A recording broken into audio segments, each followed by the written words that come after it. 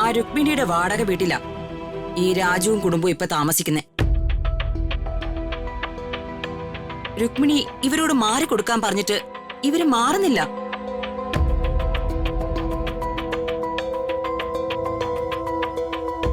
ഇവനെ നിന്നോടുള്ള ബന്ധം ഉപയോഗിച്ച് പോലീസിനെ സ്വാധീനിച്ച് ആ രുക്മിണിയെ വിഷമിപ്പിക്കുക.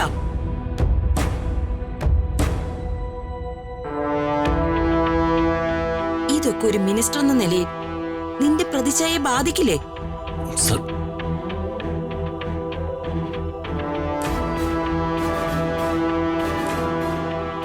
എന്റെ ഒരു പ്രതിച്ഛായ ഇത് ബാധിക്കില്ല. ചേച്ചി അന്ധമായ വിരോധം വെച്ച് രാജുവിനെ തോൽപ്പിക്കാൻ ശ്രമിക്കുകയാണ്.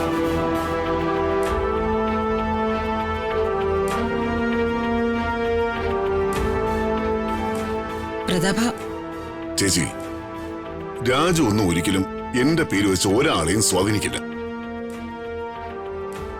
രാജുവിനെ എനിക്കറിയാവുന്ന കൂടുതൽ മറ്റാർക്കും അറിയില്ല.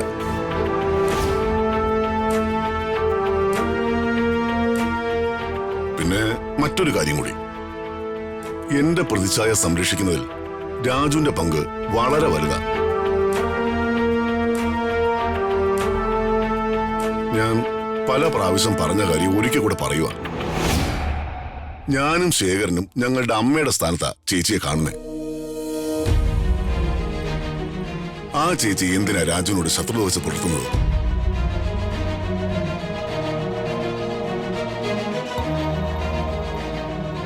രാജു എന്റെ മകളുടെ ഭർത്താവാണെന്നുള്ള കാര്യം ചേച്ചി മാത്രം മറക്കുന്നത് എന്താ?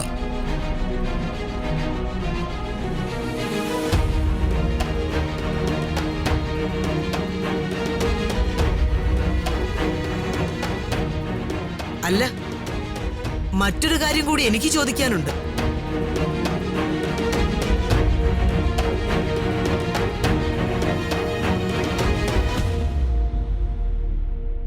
ഈ രുക്മിണിയുടെ വാടക വീടും അമ്പിയും തമ്മിൽ എന്താ ബന്ധം?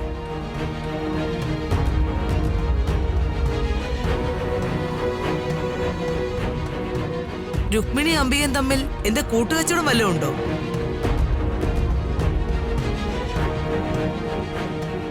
അതോ അമ്പിയുടെ ബിനാമിയാണോ രുക്മിണി?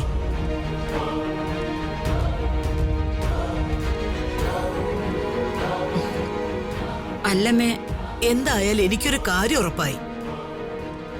ഈ രാജുവിന്റെ പിറകെ നടക്കുന്ന രമ്യയും അവളുടെ അമ്മ രുക്മിണിയും അമ്പിയയ്ക്ക് പ്രിയപ്പെട്ടവരാണ്.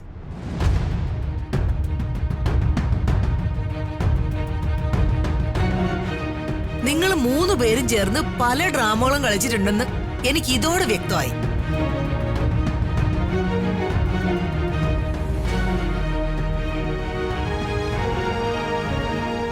പിന്നെ അംബികയുടെ മറ്റൊരു തെറ്റിദ്ധാരണ ഇപ്പൊ മാറ്റിത്തരാം. ആ SP സ്വാധീനിക്കാനൊന്നും രാജു പോയിട്ടില്ല. SP അങ്ങോട്ട് അയച്ചതേ ഞാനാണ്.